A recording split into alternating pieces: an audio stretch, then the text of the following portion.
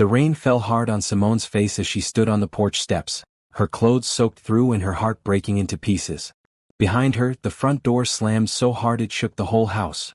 Her childhood home where she took her first steps, where Mama taught her to braid hair in the kitchen, where Daddy read her bedtime stories every night. And don't you dare come back. Candace's voice cut through the storm like a knife. This is my house now, and I'm tired of you acting like you belong here. Simone turned around, her beautiful brown eyes filling with tears that mixed with the rainwater on her cheeks. Through the window she could see her brother Damon sitting in Daddy's old recliner, not even looking her way. The same brother who used to protect her from bullies at school. The same brother who promised at their parents' funeral that they would stick together no matter what. "Damon, please," Simone called out, her voice barely heard over the thunder. "Where am I supposed to go?" But Damon just turned up the TV volume and kept his eyes on the screen. Candace appeared in the doorway with a wicked smile on her face, holding a trash bag filled with Simone's belongings. "That's not my problem," Candace said, throwing the bag into the mud.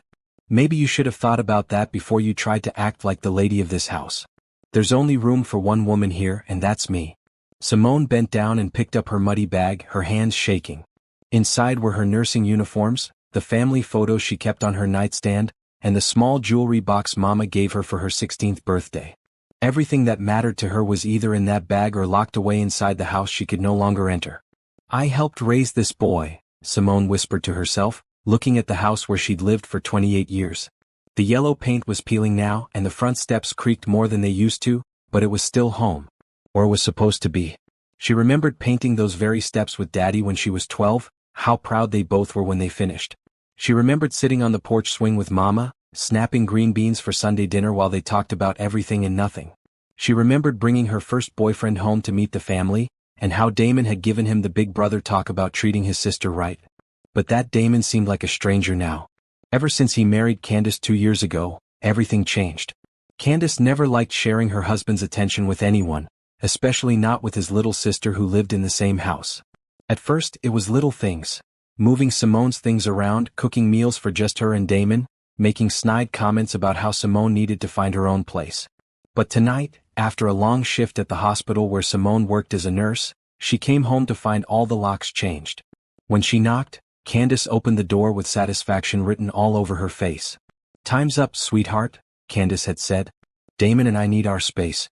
We want to start a family and we can't do that with you in the way." The worst part wasn't even being thrown out in the storm. The worst part was watching her brother, the man who used to chase away her nightmares, sit there and let it happen. He wouldn't even look at her. Not when she begged. Not when she cried. Not even when she reminded him of the promise they made at their parents' graves. Now, standing in the pouring rain with nowhere to go, Simone felt more alone than ever. She had no parents, no husband, no children of her own. The only family she had left had just turned their back on her. Her nursing job paid the bills, but not enough to get her own place right away. She'd been saving money, but most of it went to help with household expenses. Expenses for a house that was supposed to be her home too.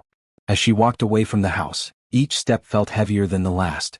The street lamps made golden circles in the darkness, and she could hear gospel music playing softly from Mrs. Ruby's house next door. Mrs. Ruby had been their neighbor for as long as Simone could remember, always bringing over plates of food when someone was sick and sitting on her porch every evening, watching over the neighborhood like a guardian angel. Simone paused at the edge of Mrs. Ruby's yard, wondering if she should knock. But what would she say? How could she explain that her own brother had let his wife throw her out in the storm? How could she admit that she had nowhere else to turn? The rain kept falling, soaking through her scrubs and chilling her to the bone. Behind her, the lights in her childhood home glowed warm and bright, but they might as well have been a million miles away. She could see Candace moving around in the kitchen. Mama's kitchen, probably making herself at home like she owned the place. If only Mama and Daddy could see this. If only they knew that their dream of keeping the family together had turned into such a nightmare. Simone clutched the wet trash bag tighter and whispered a prayer her grandmother taught her years ago. "Lord, give me strength to face tomorrow, and help me remember that this too shall pass." She had no idea that tomorrow would bring changes she never could have imagined. Changes that would turn her world right side up again and show everyone the truth that had been hidden for far too long. Mrs. Ruby's porch light came on just as Simone was about to walk past. The elderly woman appeared in her doorway, wearing her pink housecoat and slippers, her silver hair wrapped in a silk scarf. "Simone, baby, what in the world are you doing out in this storm?" Mrs. Ruby called out, her voice full of concern. Simone stopped walking and turned toward the warm light spilling from Mrs. Ruby's doorway. The kindness in the old woman's voice made her break down completely. All the tears she'd been holding back came flooding out as she stood there in the rain, clutching her soggy bag of belongings. "Oh, sweetheart," Mrs. Ruby said, hurrying down her steps despite the weather. "Come on in here before you catch your death." Mrs. Ruby's house smelled like lavender and biscuits just like it always had. The walls were covered with family photos and Bible verses written in beautiful calligraphy. Simone sat on the familiar floral couch where she used to do homework as a child while Mrs. Ruby heated up some tea. "Now tell me what happened," Mrs. Ruby said, wrapping a warm blanket around Simone's shoulders. Between sips of hot tea, Simone told her everything. How things changed after Damon got married. How Candace never made her feel welcome. How tonight, she came home to find herself locked out of the only home she'd ever known. Mrs. Ruby listened without interrupting, nodding her head and making small sounds of disapproval at all the right moments. When Simone finished talking, Mrs. Ruby took her hands and looked her straight in the eyes. "Child, you know your parents would be heartbroken to see this," she said. "Your mama used to sit right here on this very couch and tell me how proud she was of both her children. She always said you and Damon would take care of each other no matter what." "I thought we would too," Simone whispered. "But Candace changed everything. She made him choose between us and he chose her." Mrs. Ruby shook her head sadly. "That boy is hurting and confused. Grief does strange things to people, especially when someone else is whispering poison in their ear. But that don't make it right." Simone thought about the early days after the car accident. How she and Damon held each other and cried at the funeral. How they promised to honor their parents' memory by staying close. How they used to cook Mama's recipes together on Sundays and tell stories about the old days. But then Candace moved in and slowly things began to change. She convinced Damon that Simone was taking advantage of him. That she was grown enough to take care of herself. That married couples needed their privacy and space to build their own family. "I just don't understand," Simone said, wiping her eyes with the soft blanket. "That house has so many memories. Mama teaching me to cook in that kitchen. Daddy fixing my bicycle in the garage. Christmas mornings under the big tree in the living room. How can Damon just forget all of that?" "He ain't forgot," Mrs. Ruby said. "He's just scared and letting someone else make his decisions for him. But the truth has a way of coming to light, baby. Always does." Mrs. Ruby went to her spare bedroom and made up the bed with fresh sheets that smelled like sunshine. "You stay here as long as you need to," she said. "This old house gets lonely anyway and I could use the company." That night, lying in Mrs. Ruby's guest bed, Simone stared at the ceiling and remembered better times. She remembered the day her parents brought her home from the hospital as a baby, how Damon was so excited to have a little sister that he barely left her side for weeks. She remembered him teaching her to ride a bike, running alongside her until she found her balance. She remembered him walking her to school on her first day, promising to beat up anyone who was mean to her. She remembered high school graduation when Daddy was so proud he took pictures of everything, her walking across the stage, getting her diploma, hugging her family afterward. Mama cried happy tears and kept saying, "My baby's going to be a nurse. She's going to help people." And she remembered nursing school, how hard she worked to make her parents proud. How she'd come home exhausted from clinical rotations, but Mama always had a hot meal waiting and Daddy would ask about her day like every detail mattered. Even Damon would brag to his friends about his little sister the nurse. The house held 28 years of love and laughter, arguments and makeups, birthday parties and holiday celebrations. Every room told a story of the Patterson family and the love that built their lives together. Her parents had worked 2 jobs each to pay for that house, to give their children a stable home where they could grow up safe and loved. Now Candace was sleeping in their parents' bedroom like she belonged there, using Mama's good china for everyday meals, throwing away family photos to make room for her own decorations, acting like the history of the house meant nothing. But what hurt most was knowing that Damon was letting it happen. The brother who used to protect her from everything was now the one hurting her the most. He sat in their father's chair and watched his wife throw his sister out in the rain, and he didn't say a word. As the storm began to quiet outside, Simone closed her eyes and tried to sleep. Tomorrow she would have to figure out how to rebuild her life from scratch. Tomorrow she would have to be strong and move forward. But tonight, wrapped in Mrs. Ruby's kindness and surrounded by the smell of lavender, she allowed herself to grieve for the family she thought she had and the home she thought would always be hers. She had no way of knowing that everything was about to change. That the truth she'd been keeping to herself would soon come to light in a way that would shock everyone, including herself. 3 weeks passed and Simone fell into a new routine. She worked long shifts at the hospital, came home to Mrs. Ruby's house, helped with dinner, and spent evenings listening to the older woman's stories about the neighborhood's history. Mrs. Ruby had lived on Cherry Street for 50 years and knew everyone's business, but she was kind about it, always looking for ways to help her neighbors rather than judge them. "Your mama was the same way," Mrs. Ruby told her one evening as they sat on the porch watching the sunset. "Always seeing the good in people, always ready to lend a hand. You got that same spirit, child."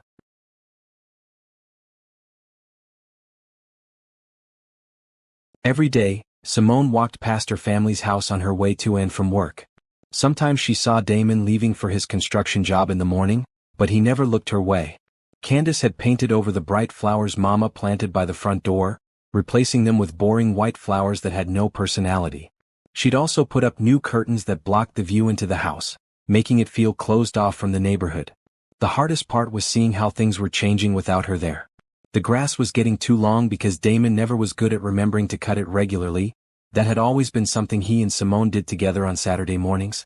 The mailbox was overflowing because no one thought to check it daily like she used to do. Little things that showed a house needed a woman's touch, but not just any woman. It needed someone who truly cared about the place. At work, Simone threw herself into helping her patients. She worked extra shifts when she could, saving every penny for a deposit on her own apartment. Her coworkers noticed how hard she was pushing herself, but she couldn't explain that staying busy was the only way to keep her heart from breaking completely. "Girl, you need to slow down," her friend Tanya said during their lunch break. "You can't work 7 days a week forever."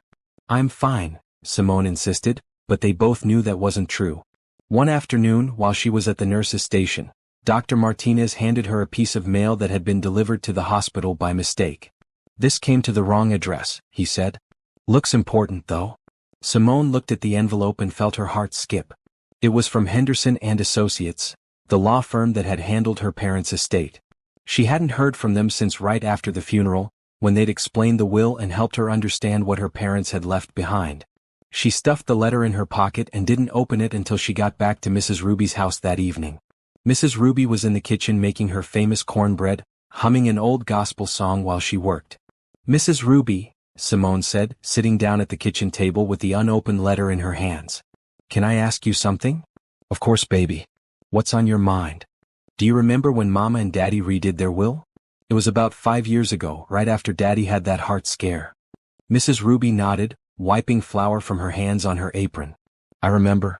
Your mama mentioned they wanted to make sure everything was taken care of proper, just in case. She was always worried about you and Damon being okay if something happened to them." Simone stared at the envelope, her hands trembling slightly. "I think I need to call Mr. Henderson tomorrow." "What's that letter about, honey?" "I'm not sure yet, but I have a feeling it's important." That night, Simone finally opened the letter. It was a notice about some paperwork that needed her signature, something about property taxes and insurance policies. But as she read through the legal language, one thing stood out clearly. Her name was listed as the primary owner of the house on Cherry Street. She read the letter 3 times, making sure she understood correctly. Then she went to the small box of important papers she'd salvaged from her room and found the copy of her parents' will that Mr. Henderson had given her 2 years ago. She'd been so overwhelmed with grief at the time that she hadn't paid close attention to all the details. But now, reading carefully, she saw it in black and white. Her parents had left the house to her, not to both her and Damon like she'd assumed. They'd left Damon their savings account and some investments, but the house, their most valuable asset, was hers alone. The next morning, Simone called Mr. Henderson's office and made an appointment for that afternoon. She told Tanya she had a family emergency and needed to leave work early, which wasn't really a lie. This definitely felt like an emergency. Mr. Henderson's office was in a tall building downtown, with windows that looked out over the whole city. He was a kind man in his 40s who had known her parents for years. When Simone walked into his office, he stood up and gave her a concerned look. "Simone, it's good to see you, though you look like something's troubling you. How are you holding up?" She sat down across from his big wooden desk and pulled out the letter. "Mr. Henderson, I need you to explain something to me about my parents' will." For the next hour, Mr. Henderson went through every detail of her parents' estate. He explained that her mother and father had talked with him extensively about their decision. They wanted to make sure Simone would always have a home, since Damon was already established in his career and would likely want to start his own family someday. They were very specific about their wishes. Mr. Henderson said. "The house belongs to you free and clear. Your brother was aware of this arrangement. I explained it to both of you after the funeral. But I don't think Damon remembers," Simone said. "And his wife definitely doesn't know. She thinks the house belongs to both of us or maybe just to him." Mr. Henderson frowned. "That's a serious problem. If someone is living in your house without your permission, that could be considered trespassing.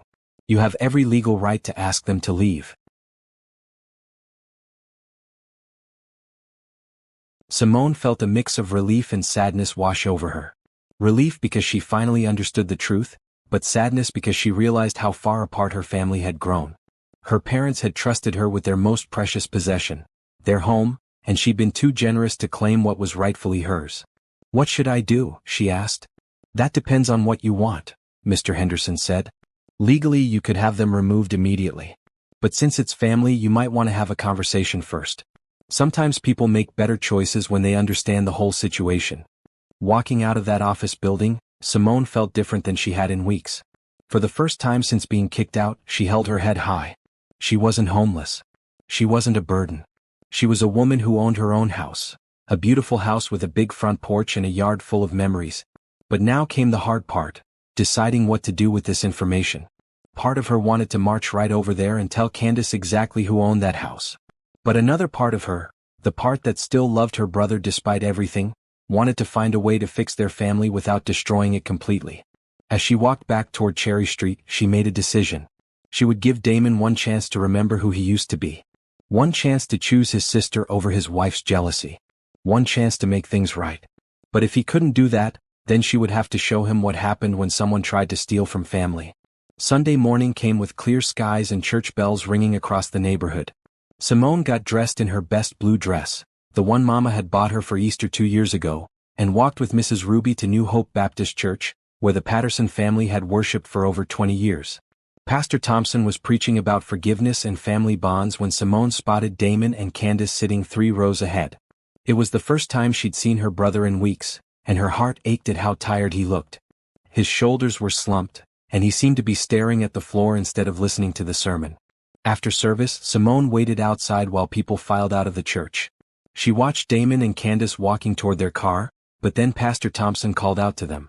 "Damon, Candace, good to see you this morning," Pastor Thompson said, his deep voice carrying across the parking lot. "How are you folks doing?" "We're doing just fine, Pastor," Candace said quickly, but Damon didn't say anything. Pastor Thompson looked around and spotted Simone standing by Mrs. Ruby's car. His face lit up with a big smile. "And there's our Simone. Child, it's been too long since I've seen you in church." Simone walked over, feeling all eyes on her. She could see Candace's face getting tight with anger, and Damon finally looked up, meeting his sister's eyes for the first time in weeks. "Hello, Pastor Thompson," Simone said, giving him a warm hug. "It's good to be back. How's the nursing going? Your parents would be so proud of the woman you've become." "Thank you, sir. I'm doing well at the hospital." Pastor Thompson looked between Simone and Damon, and something in his expression suggested he knew there was tension in the family. "You know, I was just thinking about your parents the other day. How they always talked about keeping the family together. They had such love for both of you children." Candace grabbed Damon's arm. "We really need to get going," she said. But Pastor Thompson wasn't finished. "Damon, your father used to tell me how important it was that you and Simone look after each other. He said that house on Cherry Street was supposed to keep the family connected for generations." Damon finally spoke up. "Yeah, well, things change, Pastor." "Do they?" Pastor Thompson asked gently. "Or do we just forget what's really important?" Simone took a deep breath. This wasn't how she'd planned to have this conversation, but maybe it was time for the truth to come out in the open. "Damon," she said, her voice steady but loud enough for everyone nearby to hear. "Can we talk? There's something important I need to discuss with you." "We don't have anything to talk about," Candace said quickly. But Simone looked directly at her brother, ignoring Candace completely. "It's about the house, Damon. About what Mama and Daddy really wanted." Something in her tone made Damon stop trying to leave. He looked at her with confusion and maybe just a little bit of the old concern she remembered from when they were kids. "What are you talking about?" he asked. Simone reached into her purse and pulled out the folder of documents Mr. Henderson had given her. "I'm talking about the will, Damon. The one Mr. Henderson explained to us 2 years ago when you were too upset to pay attention." She handed him the papers and he opened the folder with shaking hands. Candace tried to look over his shoulder, but he moved away from her, reading silently while a small crowd of church members watched with growing curiosity. Simone waited, watching her brother's face as the truth sank in. She saw the exact moment when he understood what he was reading. His eyes went wide and all the color drained from his face. "This says..." He started, then stopped and read it again. "It says the house belongs to me," Simone said quietly. "Mama and Daddy left it to me free and clear. You got the savings account and the investments, but the house is mine." Candace snatched the papers from Damon's hands and read them herself. Her face went from confusion to anger to something that looked like panic. "This can't be right," she said. "Houses get left to the oldest child, not the younger one.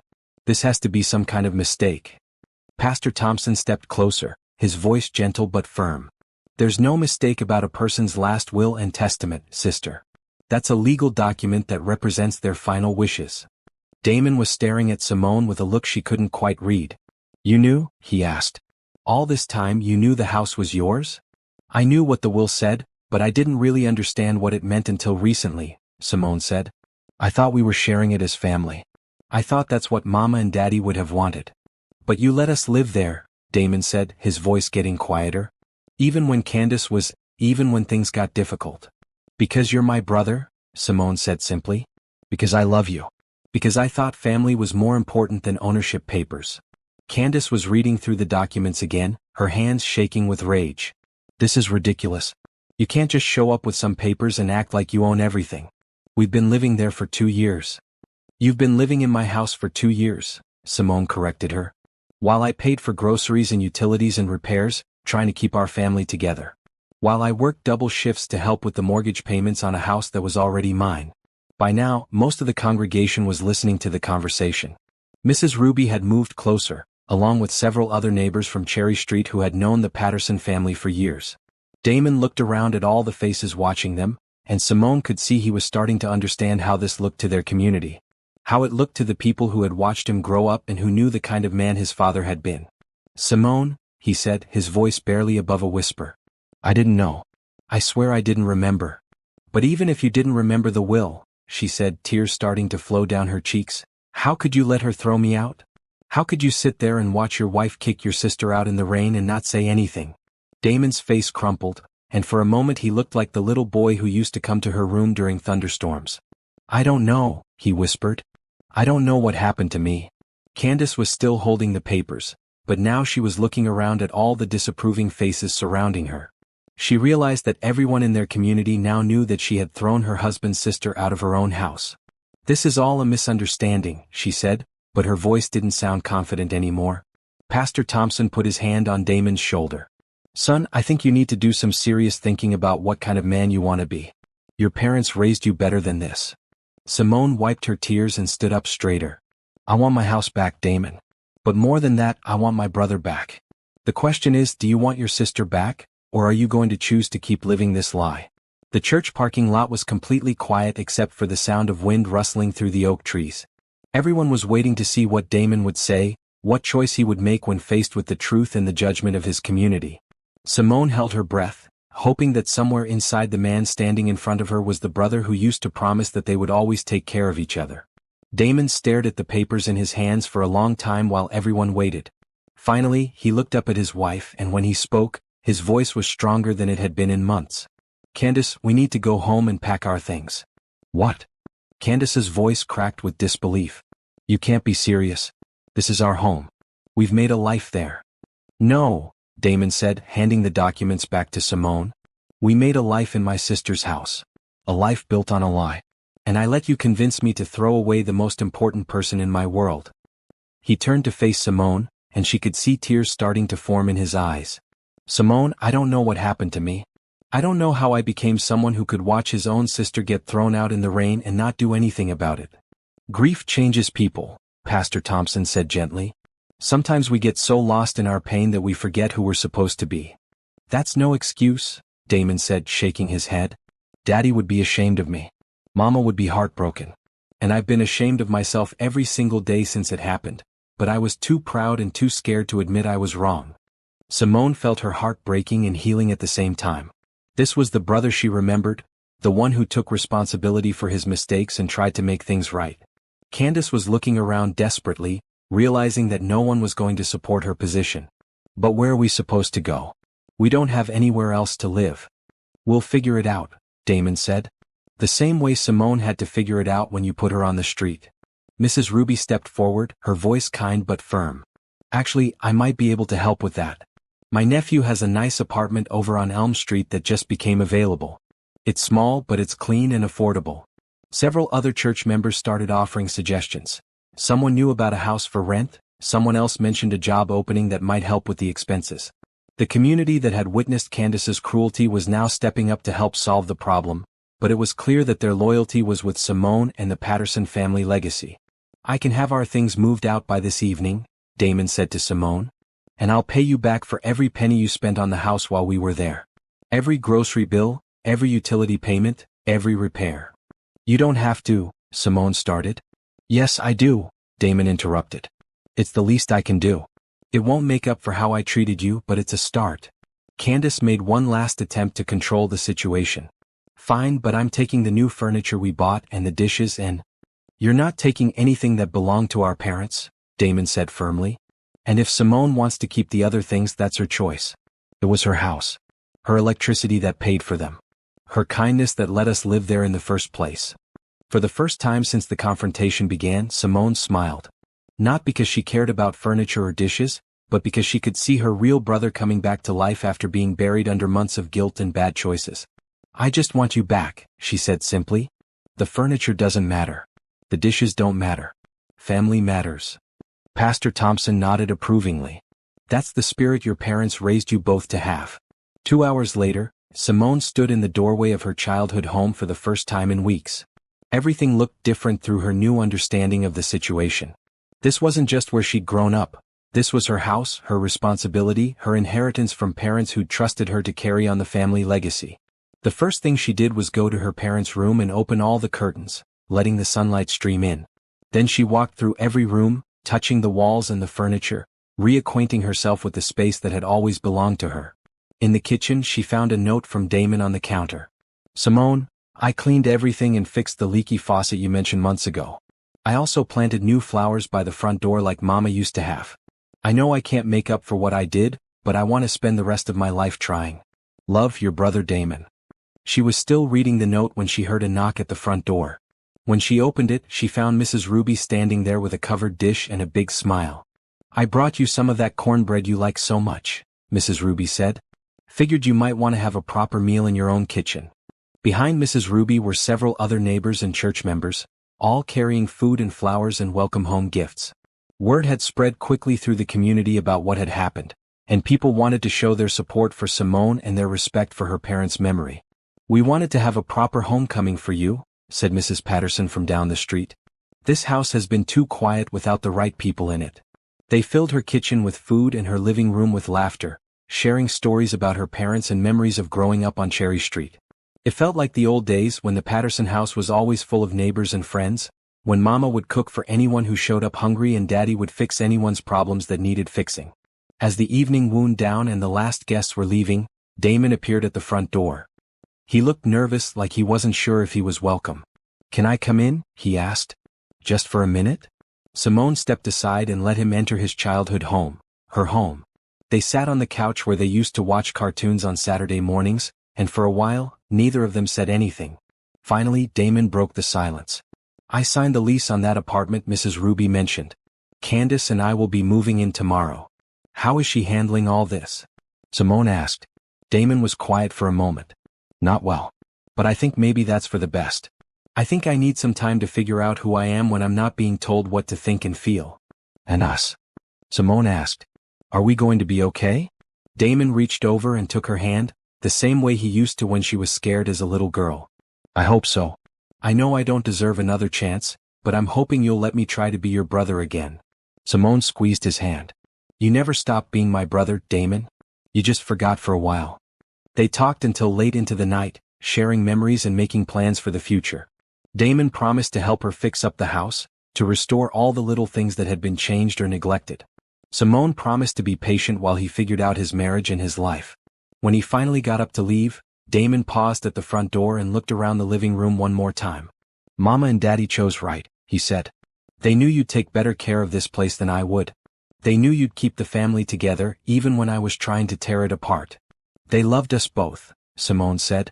They just knew we'd need different things to be happy. After Damon left, Simone walked through her house one more time before bed. In her parents' room, she found the family photo that Candace had taken down and hidden in the closet. She put it back on the dresser where it belonged, right next to the picture of her nursing school graduation.